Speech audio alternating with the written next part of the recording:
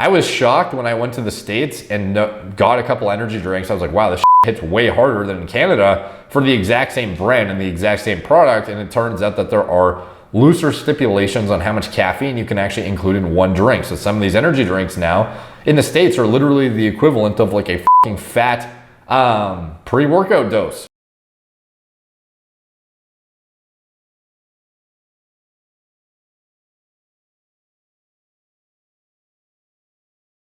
What's up guys, Derek, moreplates.com. Today we're going to be talking about the heart attack survivor who had 12 energy drinks a day and aims to ban sales to kids. So presumably this is an image of the guy pouring out a Monster and he has a Red Bull beside him and he has whatever this is, I don't recognize it, but I'm trying to outline how dangerous it is after having a heart attack subsequent to his 12 energy drink a day habit that he ended up calling quits after years and years. And stay with me here, instead just don't fucking drink 12 energy drinks a day. What reasonable person would drink 12 energy drinks a day?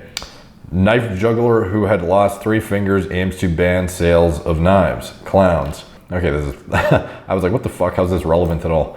Let's see. Guy who has no self-control wants to impose control on others. Nailed it. Most kids and their parents are smart enough to not drink 12 energy drinks a day. You would think, but I'm not so sure that's the case. I know plenty of people who drink Monster and bang like water.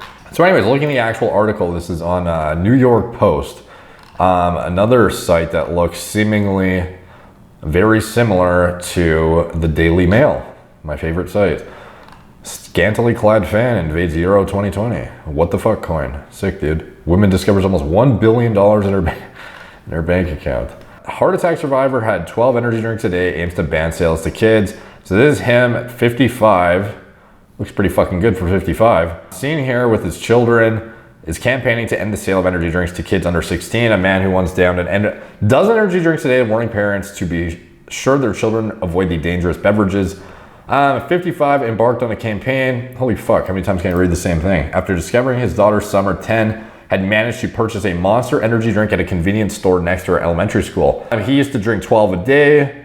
Owner of Vault Bar in Hull, United Kingdom, had said that his demanding work led him to drink the energy boosting beverages constantly to keep me going. I would buy, obviously if you're getting to a point where you need 12 to keep you going, it's like, how much fucking down regulation have you had to the point that you are like, you would be much better off by just coming out clean entirely, and it would suck perhaps at first with some withdrawals and whatnot, but shortly, after you've recovered from that, you would get back to a point of homeostasis where you would be probably more clear-minded and productive and awake without anything than you are using 12. Like by the time you're at 12, I think all of us know here you're pretty much fucked by that point. And for you to give any advice on like what's too much or what too little, obviously this guy's credibility is sort of out the window for a guy that once justified this and then is coming back to say you shouldn't have any at a certain age given his copious intake in the past. Let's see, his brands of choice were Red Bull and Monster. His habit continued for about a year until he suffered a near fatal heart attack in 2017 and then swore the stuff off completely.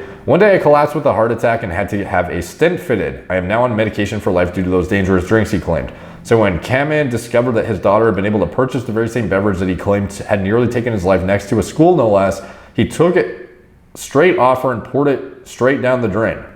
Straight off her and straight down the drain. No fucking curves involved. The next step he took was to call the school and warn administrators of the dangers next door, who then sent their own warning to parents reminding that students should be advised against consuming sugary caffeinated drinks for the sake of their health and performance at school. Cameron believes that parents and kids aren't well educated in the negative impact of energy drinks. When I was in hospital after the heart attack, the doctors told me the energy drink consumption was the cause. I didn't have a clue there was anything wrong with drinking them until then. He claimed it was a hell of a shock at the time, but now I'm passionate about this issue. Cameron's story is just one in a long history of shocking health scares linked to energy drinks, which have been known to prompt cardiac-related issues, according to the American Heart Association, even in young people and otherwise healthy adults. Just one drink is enough to bring on a heart arrhythmia, doctor said. Other studies have suggested that energy drinks can become a gateway to other stimulants, including cocaine. Okay, so like, the thing is though, is like, in the United States, some of the energy drinks are far more concentrated than others. Like, to be honest, I was shocked when I went to the States and got a couple energy drinks. I was like, wow, this shit hits way harder than in Canada for the exact same brand and the exact same product. And it turns out that there are looser stipulations on how much caffeine you can actually include in one drink. So some of these energy drinks now in the States are literally the equivalent of like a fucking fat pre-workout dose. So I'm not surprised that some people can, with just one drink, induce an arrhythmia, but this is something that is sort of on you as the consumer to interpret a label beforehand. Like, I don't know if you can expect the company to like understand your pre-existing heart condition before you go use a pre-workout or you go use a whatever. And this is why there's a warning section on the labels of these products saying to consult with a doctor, look at previous medical conditions, blah, blah, blah, before you ingest something that is stimulatory in nature. Don't overlap it with medications that have contraindications, stuff like that. But I can see the concern when it comes to children ingesting them too, and it being readily available. I can sort of understand that, but at the end of the day, still too, it's like, I don't know, like education about, I think people just haphazardly take shit thinking because it's available over the counter that it should just be, fine. When in reality, a lot of these products have warning sections for a reason. And I guess they aren't they aren't taken very seriously, to be honest, and they probably should be for some individuals. Adolescents aged 12 to 18 should have no more than 100 milligrams per day of caffeine, the amount contained in about one 12-ounce can of Red Bull.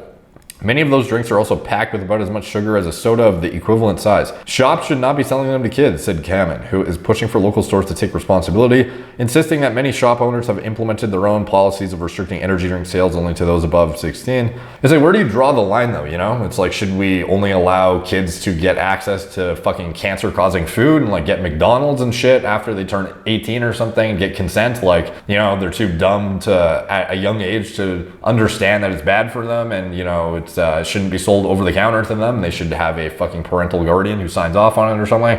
Where do you draw the line on that? I don't know. So shops should not be selling them to the kids, said Kamen, who is pushing for local stores to take responsibility. Maybe that's not a direct parallel because an acute stimulant can definitely send you into a cardiac episode in a short time frame, whereas something like McDonald's on a daily basis will kill you just slowly. But again, where do you draw the line? Should have their own policies of restricting energy drink sales only to those above 16 in age, though there is no law against selling to children. In 2018, former UK Prime Minister introduced legislation to ban the sale of high caffeine drinks to minors, but the law never came to pass before Boris Johnson took over in 2019. Nevertheless, there remains a commonly held industry practice to discourage young people from buying energy drinks. Trend has seen great support with 93% of Brits agreeing with the restriction. Large supermarkets won't sell them, and the smaller shops need to do the same. Yeah, it's the smaller the shop, the harder to regulate though too. You have these gas stations that sell gas station dick pills that literally have fucking sildenafil and tadalafil in them, and you can just buy it over the counter. There's a lot of stuff that goes skirts under the radar nowadays. And again, circling back to the where do you draw the line? I don't really know, to be honest. There's a reason why most pre-workouts have a age restriction where it's you should run it by your doctor. Don't be under a certain age. If you have any medical conditions, do not combine this product and have overlapping medications with contraindications. Do not combine it with other stimulatory compounds and whatnot. Don't use MAOIs with it, whatever it is. That is the disclaimer in order to protect the company. But at the same time, it's marketed in a way that is, for example, TikTok influencers slamming Bang energy drinks, and then the impressionable teens and whatnot who aspire to look like or be like, their favorite influencer. Maybe they go get a bunch of Bang energy drinks and they, I bet you there's a lot of chicks who will fucking even drink Bangs just to try and become a sponsored Bang athlete or something, who are young teens or something. I wouldn't be surprised if that happens, because it's seen as, what's my favorite influencer doing? Oh, they're all sponsored by, this energy drink company. Therefore, I should probably start using the product and tagging myself in it, using it and shit to hopefully get attention from the company to then get sponsored, because that's, must be how social media works. I could see that kind of shit happening. I wouldn't be surprised if it is, quite commonly. So I don't know, where do you draw the line on stuff like this? Obviously, caffeine is relatively benign if taken responsibly and your medical background and whatnot, but how many people are going to do that? Not very many. So I understand that this guy had a traumatic event, and now he's having a polar opposite opinion on what people should and shouldn't do. it's a pretty strict fucking, claim to say that nobody should have access to it below a certain age, but I sort of get where he's coming from. I don't know. Let me know what you guys think in the comments down below. Like, at the end of the day, how much fucking brain development do you need before you're allowed to take, anything that could be dangerous for your health? At this point, it's like fucking everything causes cancer, everything does something bad.